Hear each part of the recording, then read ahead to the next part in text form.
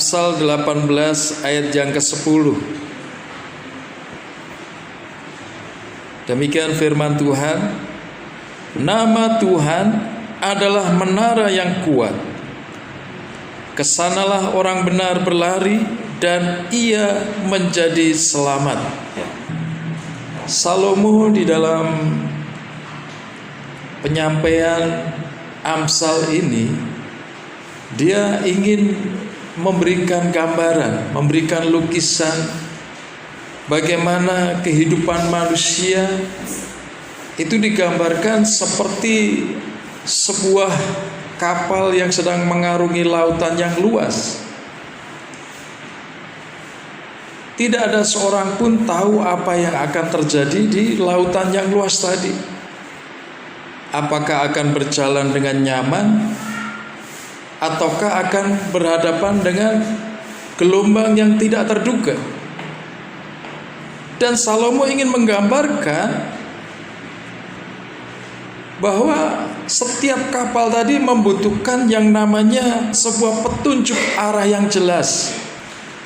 Dan dengan pondasi yang kuat dibangunlah menara yang tinggi, ya, diharapkan dia bisa memberikan petunjuk arah yang jelas. Nah, inilah Salomo menggambarkan seperti ini. Saya yakin dan percaya bahwa dia mengalami hal tersebut, bahwa dalam kehidupan manusia tidak selamanya kita berjalan mulus dalam kenyamanan dan dalam kesenangan. Tetapi ada saatnya di mana kita menghadapi yang namanya tantangan, cobaan dan ujian. Dan firman Tuhan menyampaikan kepada kita semuanya, nama Tuhan adalah menara yang kuat, dan kesanalah orang benar, ya, berlari. Artinya ketika orang percaya itu melihat menara tadi, berlari ke sana menuju menara tadi, dikatakan di dalam firman Tuhan, ia akan menjadi selamat. Ada pertolongan, ada petunjuk arah yang jelas. Bagaimana sebuah kapal ini ketika melihat menara tadi, melihat lampu mercusuar, maka mereka akan dituntun melewati lautan yang luas, menghindari batu karang, ya, mereka akan berjalan menuju menara tadi. Saya melihat bahwa Salomo ingin menarik kita, membawa kita kepada pengertian secara rohani. Ketika kita melihat hal ini, pertama adalah dia menunjukkan kepada siapa kita itu bisa mengalami keselamatan. Dan dia hanya menyebut nama Tuhan, bukan nama yang lain. Kenapa nama Tuhan? Karena Tuhanlah pemilik kehidupan manusia.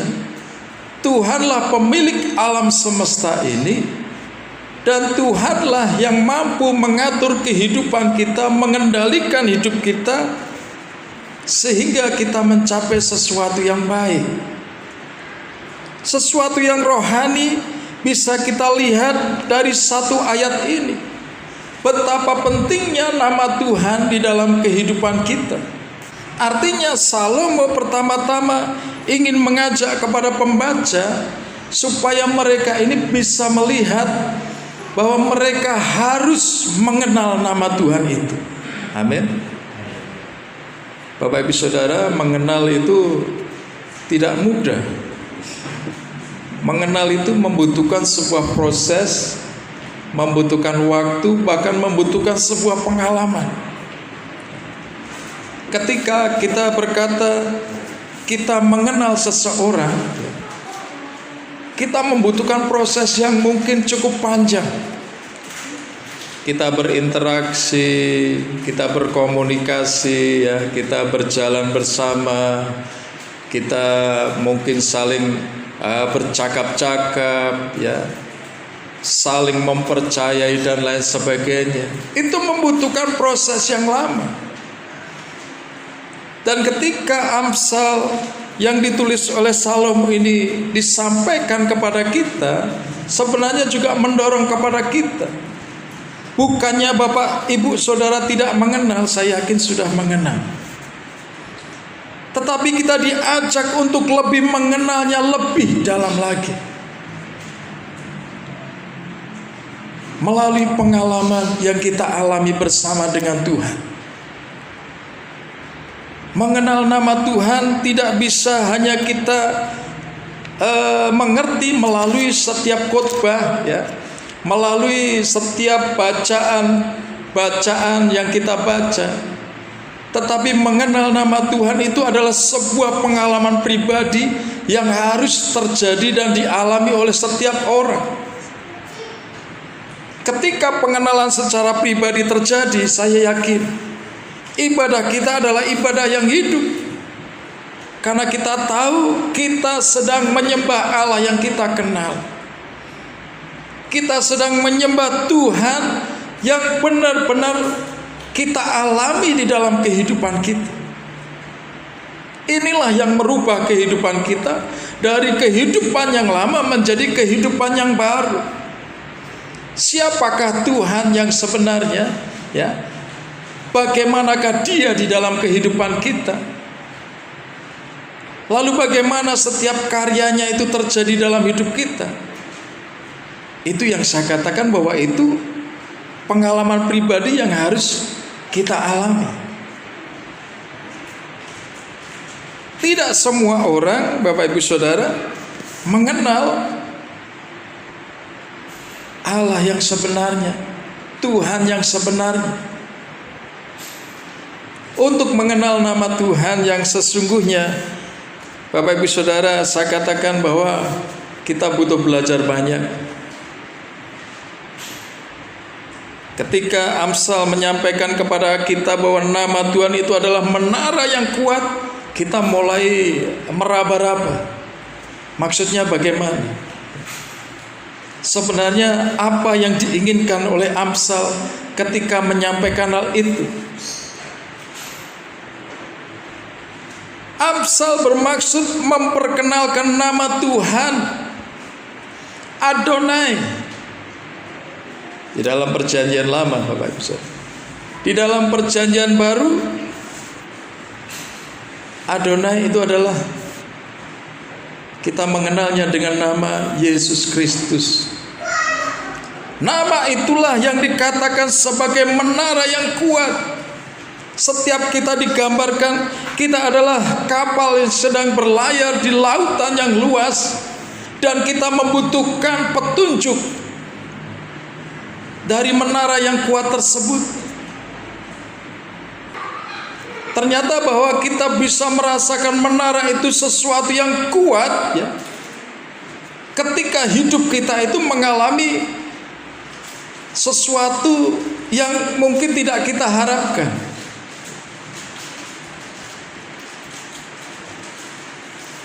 Sambil saya bersaksi, Bapak Ibu Saudara, memang sebagai hamba Tuhan,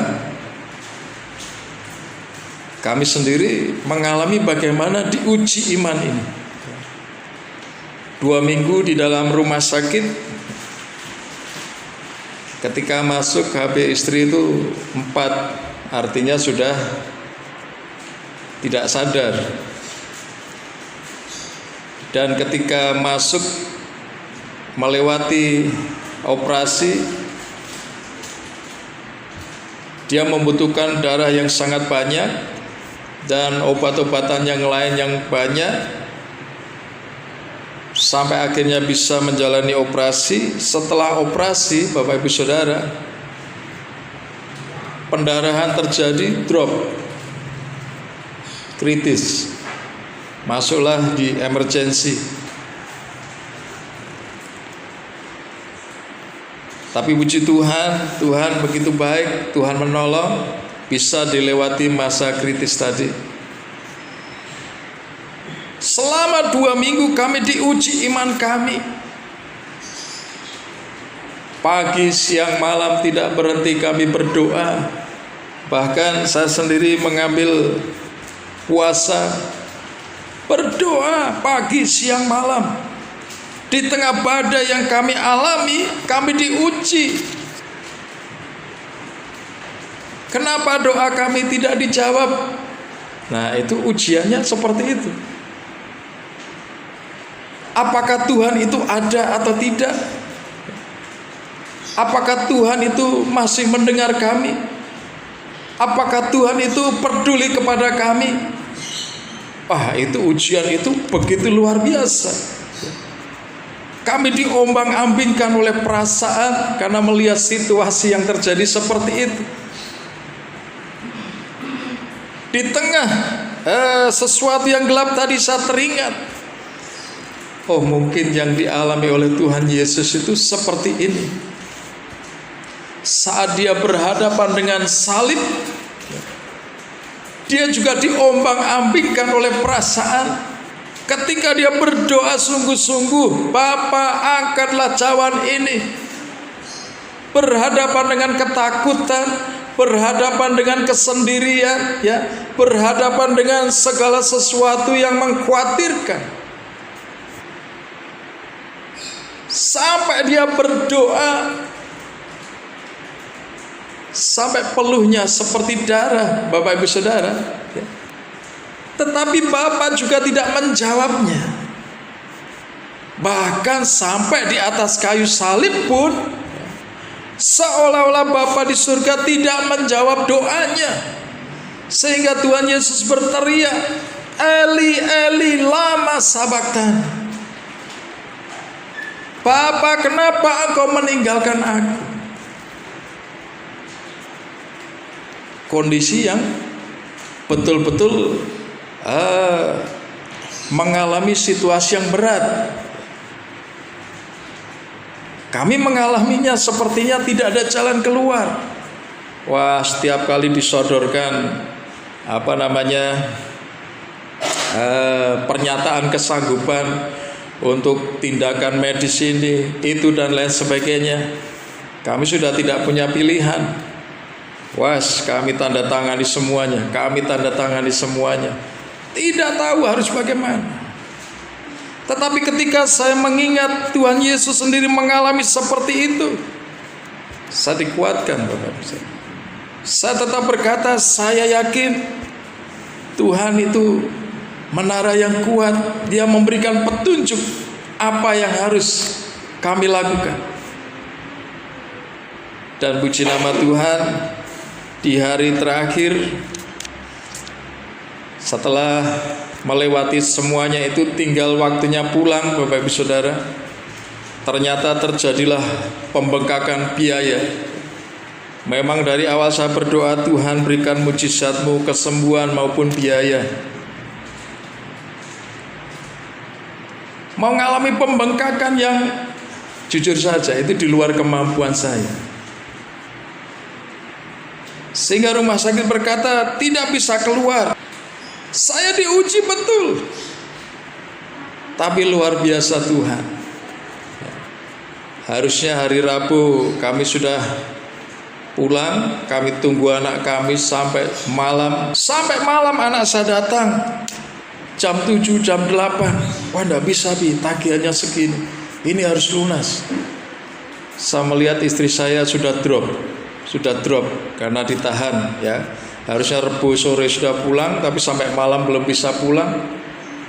Saya berdoa malam itu, puji Tuhan, kami tertahan 1 hari, Bapak Ibu Saudara.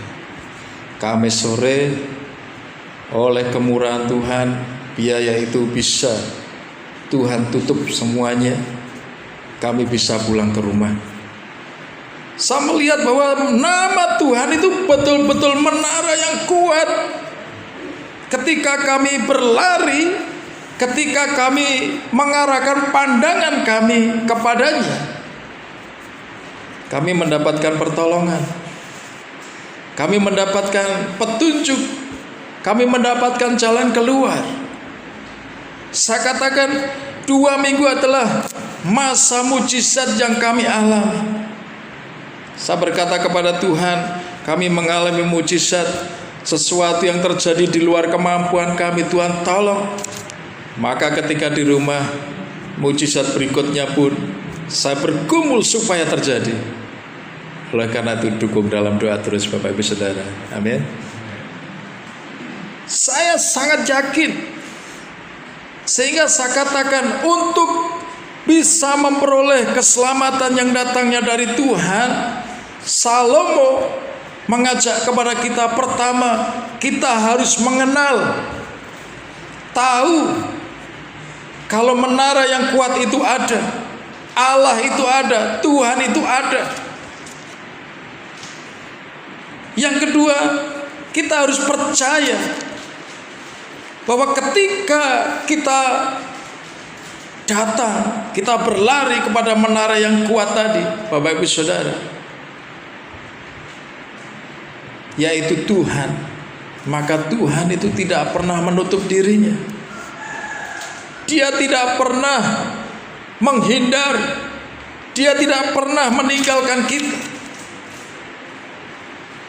Tetapi Tuhan sebagai menara yang kuat, selalu saya sampaikan, Dia juga adalah gembala yang baik, yang mengerti sedalam-dalamnya apa yang sedang kita pergumulkan. Percaya. Kita percaya bahwa Dia sanggup dan mau menolong kita. Dan yang ketiga, Bapak Ibu Saudara, untuk mencapai menara tadi, itu bukan sesuatu yang instan. Itu dibutuhkan perjuangan. Itu dibutuhkan kegigihan iman kita. Dibutuhkan semangat kita untuk menekuk lutut kita di hadapan Tuhan. Kita berlutut kepada Tuhan, ya. Sama seperti yang disampaikan oleh firman Tuhan, setiap tokoh-tokoh Alkitab yang mengalami mujizat dan pertolongan Tuhan, mereka semuanya melakukan perjuangan. Mereka semuanya melakukan sesuatu yang berat. Kita mau sebut siapa? Ada banyak. Dari Abraham, dari Yusuf, dari Daud,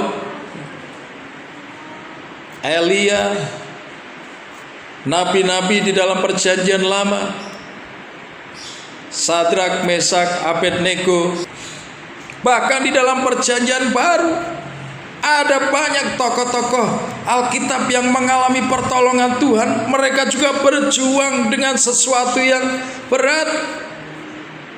Ibu janda yang pendarahan, ya, dan lain sebagainya. Bahkan hamba-hamba Tuhan, mereka mengalami perjuangan. Artinya untuk mencapai menara tadi, Bapak Ibu Saudara, memang dibutuhkan usaha. Tuhan ingin melihat seberapa kuatnya kita mencari Tuhan, sampai batas terakhir kekuatan kita. Saya melihat bahwa saya sendiri diuji dengan apa yang pernah saya sampaikan. Saya berkata kepada banyak orang, kepada Bapak Ibu Saudara di tempat ini, di tempat lain, ya. Saya mengatakan bahwa memang kadang-kadang hidup kita itu ada dalam titik terendah, diuji, betul-betul diuji. Sampai kita berkata, Tuhan, aku sudah tidak mampu. Sampai kita melihat bahwa ini memang di luar kemampuan kita. Saya sendiri diuji seperti itu, Bapak Ibu Saudara. Apakah saya mau menolaknya? Oh tidak. Saya berkata kepada Tuhan, terima kasih. Saya bersyukur justru pengalaman ini menunjukkan kepada orang-orang percaya bahwa hamba Tuhan pun diuji hal yang sama. Saya bersyukur ketika melewatinya, saya berkata, saya bisa menyaksikan bahwa benar Tuhan itu hidup. Tuhan itu tidak meninggalkan kita, dan Dia adalah menara yang kuat. Dan ketika kita berlari, kita datang kepadanya, Bapak Ibu Saudara, firman Tuhan berkata, saya ulangi sekali lagi, nama Tuhan adalah menara yang kuat, Kesanalah orang benar berlari dan ia menjadi selamat. Saya betul-betul diselamatkan. Kita semuanya betul-betul diselamatkan. Sehingga apapun yang sedang terjadi di hadapan kita, Bapak Ibu Saudara, kita mau berkata seperti yang Rasul Paulus katakan, segala perkara itu dapat kita tanggung di dalam Tuhan yang memberi kekuatan kepada kita. Amin. Segala perkara. Saya ingin menyampaikan bahwa Tuhan itu ada, dan kita harus betul-betul mengenalnya. Kalau kita tidak percaya Dia ada, kalau kita tidak betul-betul mengenalnya, ketika kita mengalami persoalan, Bapak Ibu Saudara, kita akan dengan mudahnya meninggalkan Tuhan. Tetapi ketika kita percaya Dia ada dan kita mengenalnya, kita tahu bahwa Dia jauh lebih mengenal kita. Dia jauh lebih tahu apa yang kita perlukan. Melalui firman Tuhan ini kita diingatkan, jangan pernah lari kepada siapapun di saat persoalan hidup itu terjadi dalam hidup kita. Tapi larilah kepada Tuhan. Jadikan Dia menara yang kuat dalam hidup kita. Tekuk lutut kita, duduk di bawah kaki Tuhan. Karena ketika persoalan terjadi, Bapak Ibu Saudara, kita tidak bisa mengharapkan siapapun juga. Hanya Tuhan yang bisa kita harapkan. Dan ketika pertolongan Tuhan terjadi, kita bisa melihat, Bapak Ibu Saudara, pertolongan Tuhan itu sangat sempurna. Sangat sempurna. Pertolongan Tuhan itu tepat waktu. Dan Dia tidak pernah mempermalukan hidup kita. Rasul Paulus berkata, segala perkara dapat kutanggung di dalam Dia yang memberi kekuatan kepadaku. Kenapa dia berkata begitu? Karena Rasul Paulus juga mengalami hal yang berat dalam hidupnya. Dan dia banyak menyaksikan Tuhan ada di setiap dia berhadapan dengan bahaya yang terjadi dalam hidupnya. Memberitakan Injil keluar dari tanah Yerusalem, dari orang-orang Yahudi kepada bangsa lain bukanlah sesuatu yang mudah. Melewati berbagai tantangan, banyak hal, Rasul Paulus mengalami banyak pertolongan Tuhan. Oleh karena itu dia berkata, dia bisa menghadapi segala perkara itu dengan tetap kuat. Karena apa? Karena Tuhanlah sumber kekuatannya. Saya yakin dan percaya, setiap kita orang percaya, Bapak Ibu Saudara dan saya di tempat ini, kita adalah orang-orang yang sudah dibenarkan Tuhan. Amin. Dan orang-orang benar, apapun yang terjadi dalam hidupmu, apapun persoalanmu, percayalah, kita punya Tuhan yang hidup. Dia tidak pernah meninggalkan kita sama sekali. Dan harus kita paham, Tuhan tidak pernah memberikan sesuatu secara instan. Karena yang Dia butuhkan adalah pertumbuhan. Bertumbuh, semakin dewasa, semakin dewasa. Tidak mungkin kita bertumbuh dengan dewasa kalau hanya instan.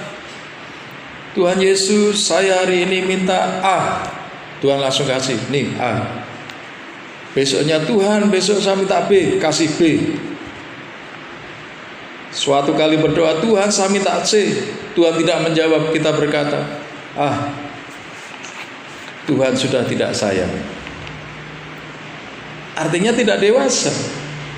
Tetapi ketika kita berdoa, Tuhan saya minta A, Tuhan memberikan petunjuk. Ya, seperti mercusuar, oh kamu harus lewat ini, kamu harus ke sana, kamu harus ke sini, kamu harus ke situ. Ya tidak tahu cara Tuhan bagaimana. Melewati petunjuk demi petunjuk. pada akhirnya membuat kita menyadari pengalaman demi pengalaman terjadi bersama dengan Tuhan. Itulah yang mendewasakan kita. Kenapa? Karena Tuhan butuh gereja yang dewasa untuk menyongsong kedatangan Tuhan yang kedua kalinya. Mari kita kuatkan hati kita. Mari kita tetap percaya firman Tuhan bahwa kita punya Tuhan yang hidup.